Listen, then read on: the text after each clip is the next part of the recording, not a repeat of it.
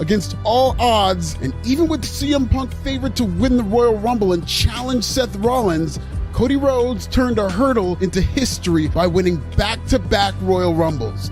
Rhodes became the first WWE superstar since Stone Cold Steve Austin in 97 and 98 to go back-to-back, and he joined Austin, Shawn Michaels, and Hulk Hogan as the only wrestlers to achieve that feat. Everything felt right in the world. To WWE's credit, Rhodes was more over than ever, even after losing at WrestleMania 39. This was far from too little too late. Instead, it was like Rocky's second match against Apollo Creed in Rocky II. One where Rocky had to win. Oh, I'm sorry. Did I say Rocky? Breaking news coming in the last couple of minutes as The Rock has shockingly appeared on Friday Night SmackDown. Cody Rhodes has revealed he will not be facing Roman Reigns for the undisputed WWE Universal Championship. SmackDown ended with The Rock taking Cody's place against Roman Reigns at WrestleMania. Yeah. What is going on? That's a really good question. Lots of people are upset because the people want to see it more now than they ever have. But at some point, will they tamper with this one too many times? Uh-oh. The fans are mad at The Rock. The online wrestling community they're not liking what happened with The Rock being involved. Woo! People got back to very quickly not giving a fuck about Vince McMahon and his allegations. Jesus, that didn't take long. Another tale of adversity, another chapter added. CM Punk's promo about a bigger star taking Rhodes' opportunity away from him was a foreshadowing of plans for The Rock, not Rhodes, to challenge Roman Reigns at WrestleMania 40. Complete fuckery. Phil Brooks referred to this conundrum as the full CM Punk experience, since Punk dealt with similar bigfooting at the hands of The Rock when Punk was WWE Champion in 2013. But this wasn't the CM Punk experience. It was the Black experience. Cody Rhodes always connected with the Black fan base due to a combination of his father's popularity with the culture, his beautiful Black wife Brandy, his neck tattoo, and yes, even his disillusion of racism while he was in AEW. But the blackest thing about Cody Rhodes is the theme of having to fight twice as hard to get half as far. It's the story of him leaving WWE and having to reinvent himself in order to become a main eventer. It's a story of him having to bear the cross of never challenging for an AEW world title. And now, with Cody Rhodes on the precipice of challenging Roman Reigns for the WWE World Championship his father never won, Rhodes was booked to take half a step back for the People's Champion. But the people weren't having it. At some point, WWE's legit cockamamie plans were for The Rock to challenge Roman Reigns at WrestleMania 40, thereby further delaying Rhodes' story.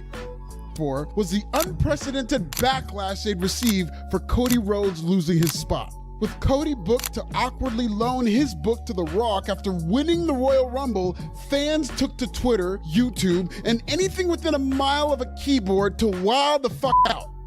Clips of The Rock's apparent challenge of Roman Reigns on YouTube became some of WWE's most disliked YouTube videos of the year and collectively received more dislikes than any WWE video in history.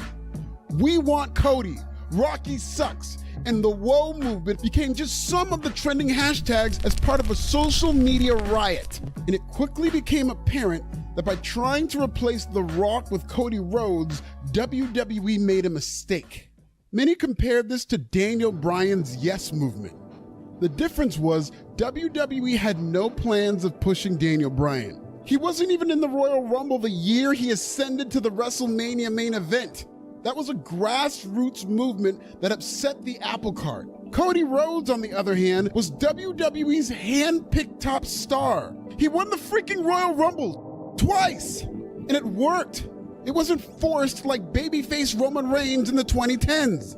But WWE just got greedy and they paid for it. Dearly. The backlash reared its ugly head as The Rock's daughter, Ava Raine, began receiving death threats. And with Vince McMahon once again out on his ass, the new WWE regime did not fight the fans as they would have had Vince been in charge. Instead, they listened.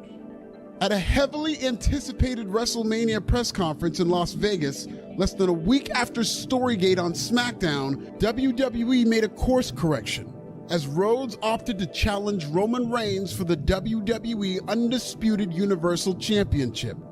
As big of a star as The Rock was, fans had created too strong of a bond with Cody Rhodes to just accept nostalgia porn at WrestleMania 40. Because with good enough booking, storyline will beat celebrity every time. WWE's change of plans didn't only affect Rhodes' trajectory, it also affected The Rock, as the former People's Champion turned heel with the slap heard round the world. The Rock was a heel before he even knew it. He ran into a buzzsaw that used to be called Stardust. WWE had jerked fans around one too many times with Cody Rhodes' story, and this was their reckoning. In a matter of one surprise appearance in February, The Rock turned into 2014 Batista overnight. But Dwayne didn't give a fuck, because while babyface Rock is a Hall of Famer, the final boss is a motherfucker who bought the Hall of Fame, TKO style, because he has no peers, the way I have no voice. But voice or not, I'm finishing this goddamn story. Fuck what you heard. The only reason why The Rock hasn't been inducted is because The Rock going into the WWE Hall of Fame would be like WWE selling him his own house.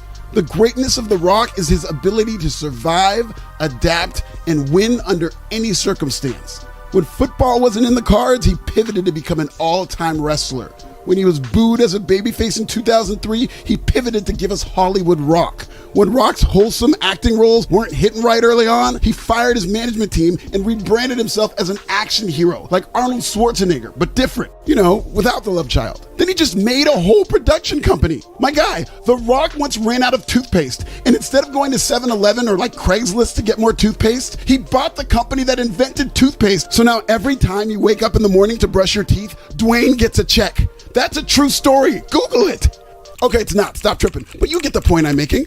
To quote a GOAT, it doesn't matter what fans think about The Rock, because once he has the information he needs, he'll survive, adapt, and take the fuck over. I know I'm cussing all over this app. Sorry, Auntie Collins. I didn't cuss so much she's got me blocked.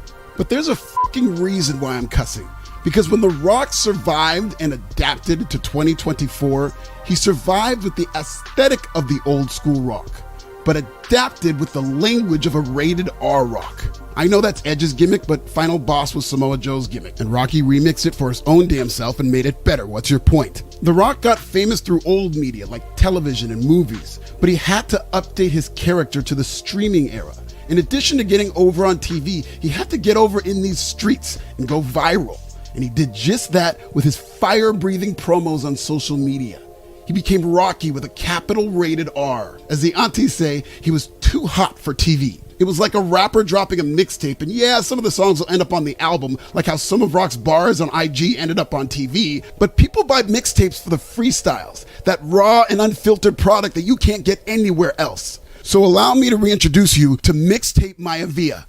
Oh, Cody Crybabies, yeah. That's what they're called. Came in, used his power to take this opportunity away from Cody.